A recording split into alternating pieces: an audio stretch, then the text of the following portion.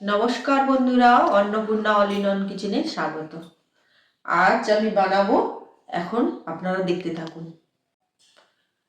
আপনারা কমেন্ট করে জানিয়েছিলেন মাছের তেল বানানোর জন্য। আজ আমি তাই মাছের তেল বানিয়ে দেখাবো আপনাদেরকে। মাছের তেল বানানোর জন্য আমি কিছুটা মাছের তেল বাজার থেকে কিনে এনেছি, ওইটা আগে ভেজে নেব।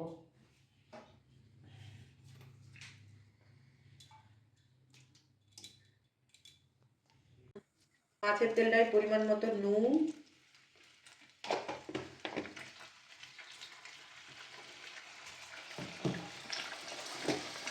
আর হলুদ দিয়ে ভেজে নিচ্ছি।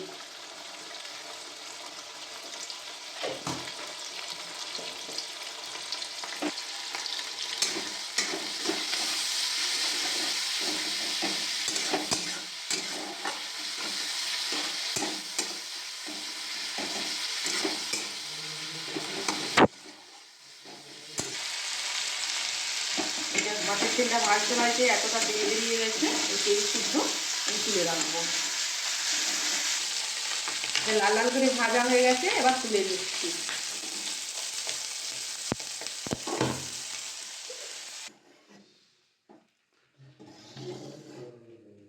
মাছের তেলটা তুলে নিয়েছি বাটিতে। একটু তেল, একদম ফ্রেশ তেল একটু বেরিয়েছে, ওইটা দেখিয়েই দিয়েছি কড়াতে, কারণ বেশি তেল তো খাওয়া ভালো নয়, ওই জন্য একটু কম তেলই খাচ্ছি। ওতেই একটু তেল ঢেলে দিচ্ছি। এরপর পাঁচফোড়ন দিয়ে দিচ্ছি। পাঁচফোড়ন আমি বাড়িতেই তৈরি করি।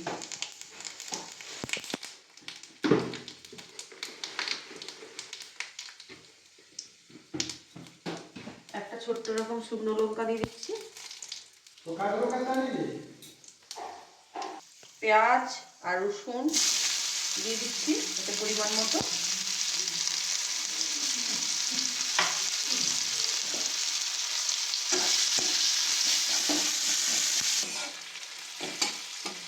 এবার এটা খুব বেশি করে ভাজার দরকার নেই।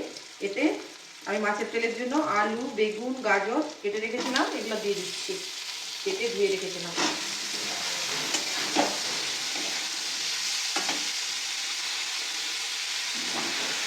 এতে আরও সবজি দিলে হতো, বরবটি, কুঁদরি সব দেওয়া চলতো, কিন্তু আমার কাছে এইগুলোই সব ছিল ফ্রিজে, ওই জন্য আমি এই সবজিগুলোই দিয়েছি। আপনাদের কাছে যদি গাজর, বরবটি থাকে দিতে পারেন আপনারা। পরিমাণ মতো নুন দিয়ে দিচ্ছি।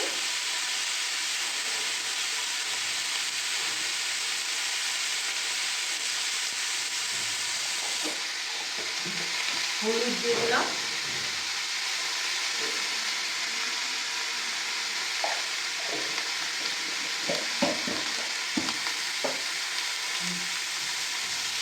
এবার জিরে গুঁড়ো দিয়ে দিচ্ছি একটু।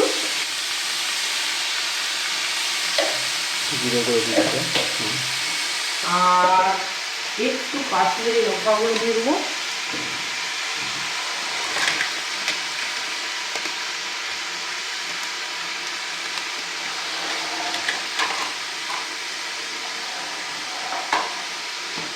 আর একটুখানি মিষ্টি দিয়ে দেবো, গুড়।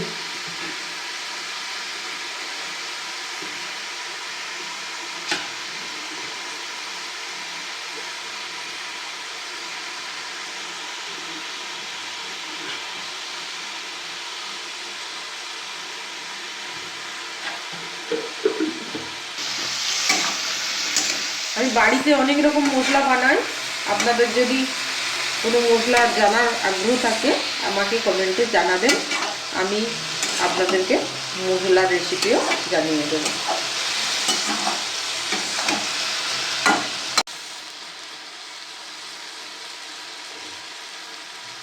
আদা দিচ্ছি, একটু আদা দিয়ে দিলাম।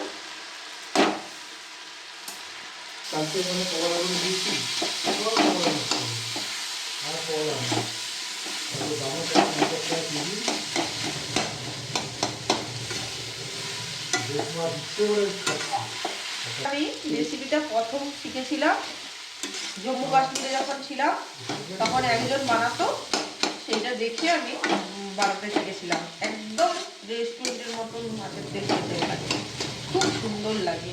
আর যত মানে আত্মীয় স্বজনরা এসেছে আমি এই মাছের তেলটা করেছি, সবাই আমাকে নামই করেছে যে খুব সুন্দর তুমি তেল বানিয়েছো। এটা সিম করে একদম আবার 5 মিনিট ঢাকা দিয়ে দিচ্ছি।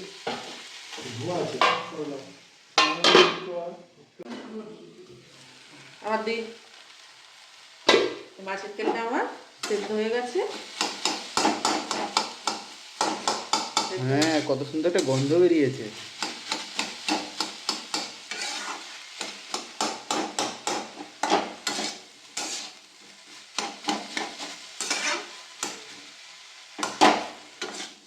এবার এই মাছের তেলটা আমি দিয়ে দেবো। মাছের তেল দেওয়ার আগে এত সুন্দর গন্ধ বেরিয়েছিল। এটা মাছের তেলটা ছিল না, এটা মাছেরই তেলটা ছিল। হ্যাঁ,